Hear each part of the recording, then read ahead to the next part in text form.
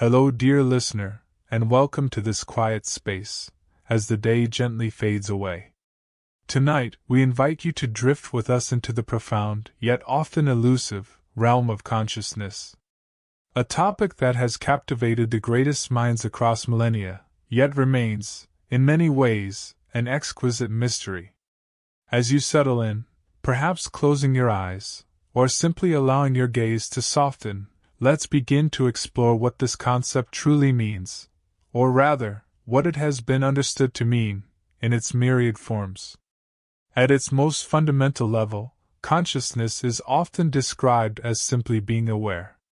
Aware of something within yourself, perhaps a thought, a feeling, a memory gently stirring, or aware of the world around you, the soft texture of your blanket, the distant hum of the night, the subtle scent in the air.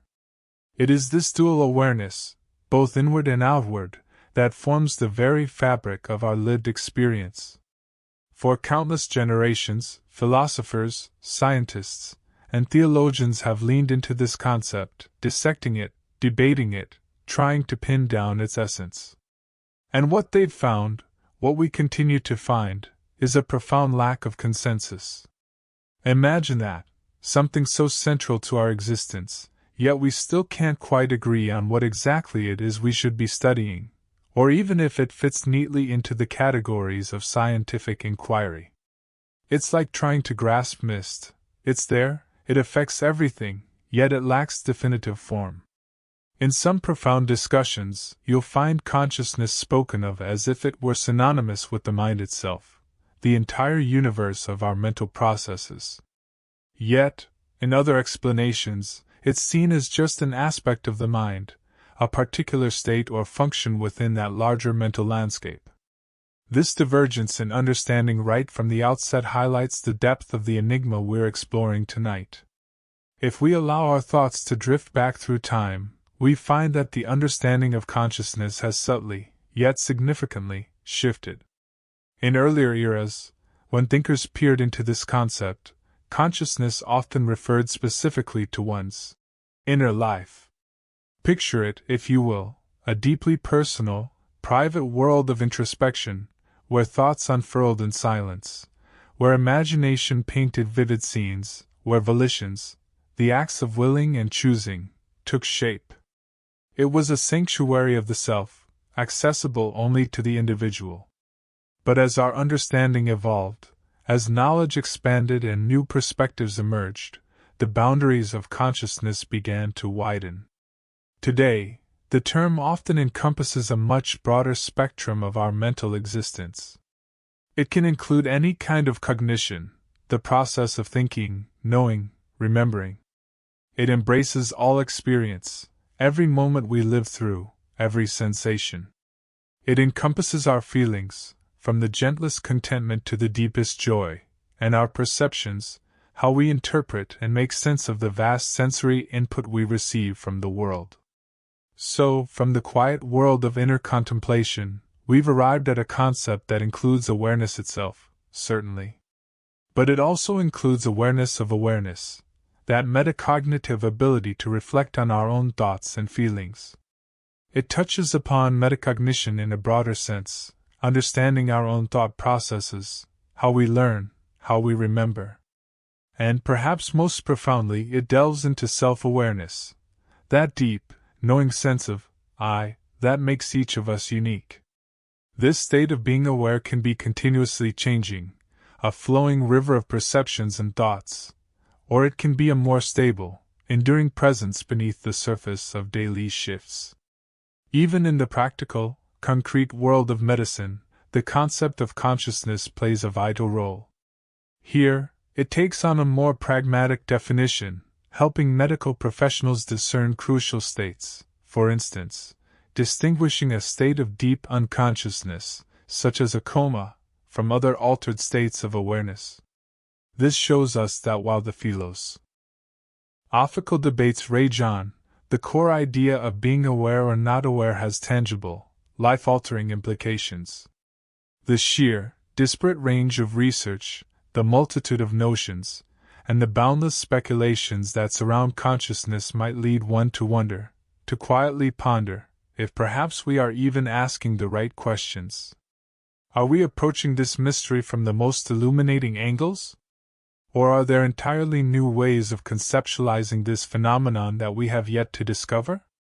To help us grasp this elusive concept, various descriptions and metaphors have been offered throughout history. Some see consciousness as an ordered distinction between self and environment, a clear boundary between me and not me.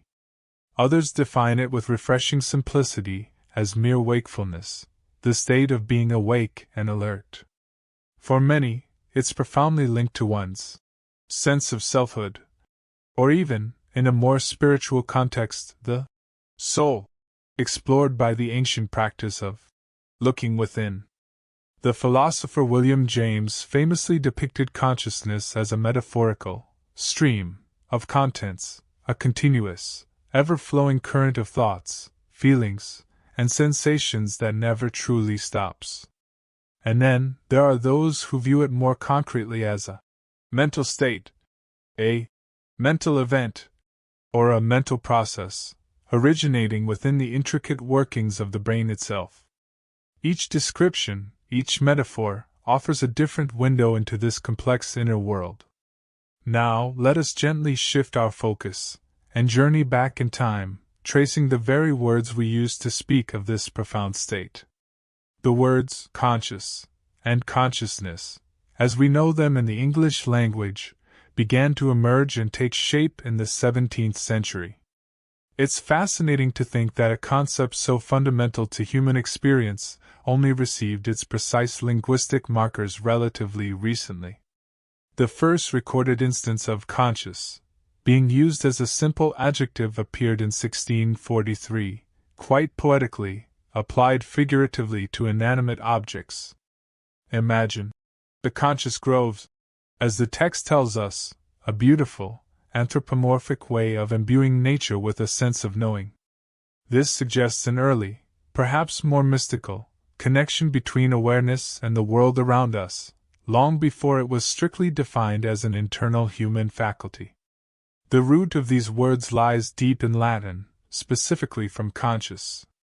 Break it down, and you find con meaning together, and scio meaning to know. So, conscious literally translated to knowing with, or having joint or common knowledge with another, often in the context of sharing a secret.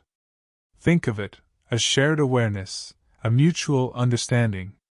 This idea of shared knowledge is beautifully captured by Thomas Hobbes, a towering figure in philosophy, who in his monumental work, Leviathan, published in 1651, wrote, "Where two or more men know of one and the same fact, they are said to be conscious of it one to another."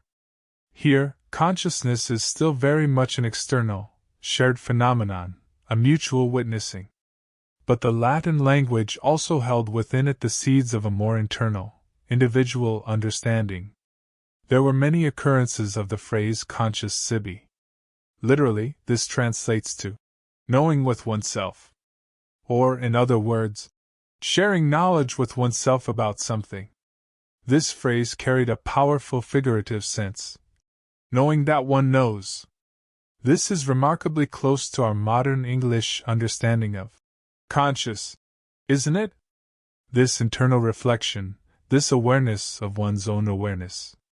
When it was rendered into English, it often appeared as conscious to oneself, or conscious unto oneself.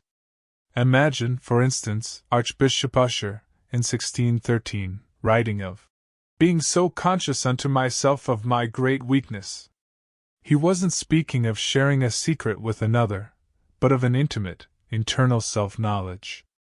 Let's delve a little deeper into another key Latin term, conscientia. Literally, knowledge with this W.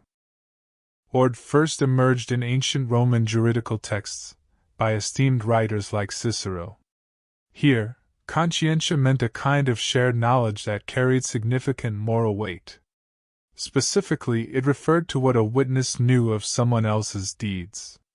It was about shared moral responsibility, an internal court of judgment.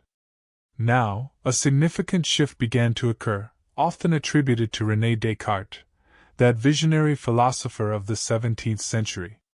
While writing in Latin, Descartes is generally considered one of the first to use conscientia in a way that began to diverge from its traditional moral connotation and moved closer to how modern English speakers might use the word conscience, or even consciousness.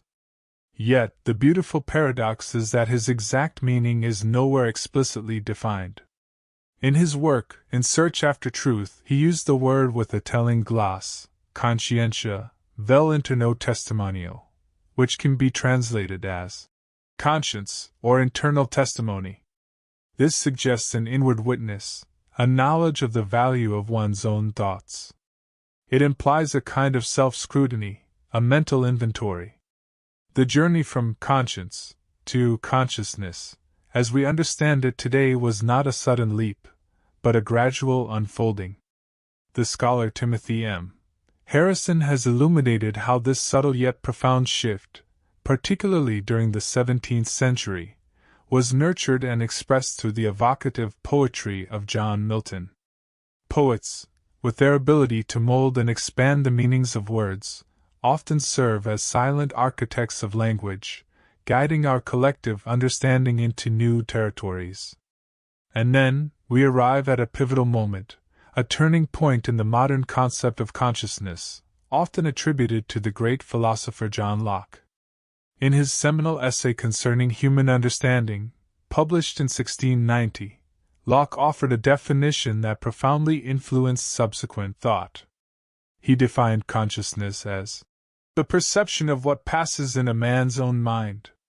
This definition, so clear and direct, centered consciousness squarely on the individual's subjective experience, on that inner world of thoughts and perceptions. Locke's work deeply shaped 18th-century British philosophy, and his definition was immortalized when it appeared in Samuel Johnson's celebrated dictionary in 1755, cementing its place in the lexicon of the English-speaking world. Across the Channel, the French term conscience also mirrored this evolving understanding. In the 1753 volume of Diderot and D'Alembert's monumental Encyclopédie, conscience was defined roughly like English consciousness, as the opinion or internal feeling that we ourselves have from what we do. Again, we see that emphasis on internal experience, on a subjective awareness of one's own actions and inner states. As we gently drift through these historical and linguistic explorations, it becomes clear why the problem of definition remains so central to the study of consciousness. Scholars, even today, are divided on whether ancient thinkers like Aristotle truly possessed a concept of consciousness that aligns with our modern understanding. While Aristotle does not employ a single word or terminology directly akin to Locke's definition, some, like Victor Caston, argue that Aristotle did indeed have a concept, one perhaps more closely related to what we call perception. This suggests that the experience of consciousness might be universal, yet the framework for understanding and articulating it is deeply intertwined with cultural and linguistic evolution. The very dictionary definitions we consult today, these seemingly simple explanations, have themselves evolved over centuries. They reflect a rich tapestry of seemingly related meanings, but also highlight distinctions that have stirred considerable debate. Let's consider some of these nuanced differences.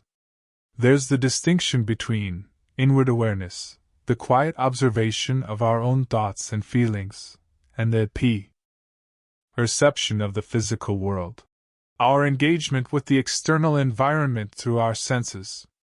Are these two aspects of the same phenomenon, or are they distinct processes within the broader realm of consciousness? Then there's the profound boundary between conscious and unconscious. We know that a vast amount of mental activity occurs outside our direct awareness. Thoughts, memories, motivations can bubble up from these unconscious depths, shaping our conscious experience in ways we may not fully comprehend. Understanding where one begins and the other ends, and how they interact, is a challenge that continues to fascinate and confound. And finally, there's the notion of a mental entity, or mental activity, that, perhaps controversially, is considered not physical. This touches upon the age-old mind-body problem. Is consciousness purely a product of the brain's physical processes, an emergent property of complex neural networks? Or does it possess a non-physical, perhaps even spiritual, dimension? This question lies at the heart of many philosophical and theological debates, inviting us to consider the very nature of reality itself. Even in something as seemingly straightforward as a dictionary, these complexities are evident. The common usage definitions of consciousness in Webster's Third New International Dictionary from 1966, for example, offer us a glimpse into the prevailing understanding of that era. It defines consciousness as awareness or perception of an inward psychological or spiritual fact, intuitively perceived knowledge of some. While the text provided cuts off here, we can infer the direction. It emphasizes the subjective, internal nature of consciousness, that private knowing of our own mental and emotional states, and perhaps even our spiritual dimension. It speaks of intuitively perceived knowledge, suggesting an immediate, unmediated understanding, a gut feeling or an inherent sense of knowing that doesn't necessarily rely on logical deduction. As we contemplate these various facets, the historical journey of words, the shifting philosophical perspectives, the scientific debates, and even the everyday dictionary definitions, we come to appreciate the vastness of the subject. Consciousness is not a simple concept that can be neatly boxed and labeled. It is a dynamic, evolving, and deeply personal phenomenon that lies at the core of what it means to be human. Tonight, as you prepare to cross the threshold into sleep, allow these thoughts to gently settle within you. Consider your own awareness, the quiet presence that listens, that feels, that experiences this moment. Is it a stream? Is it an inner light? Is it the very fabric of your being? There is no single answer, no definitive conclusion that we need to reach. The beauty of consciousness lies in its inherent mystery, its invitation to continuous exploration and wonder. As your breath deepens, and your body relaxes more fully into the support beneath you, let the lingering questions about consciousness simply float away, like clouds across a vast, evening sky. The journey into its depths is one we embark on every moment of our waking lives, and even, perhaps, in the landscapes of our dreams.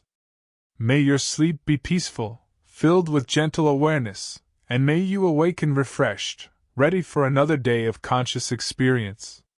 Good night, dear listener.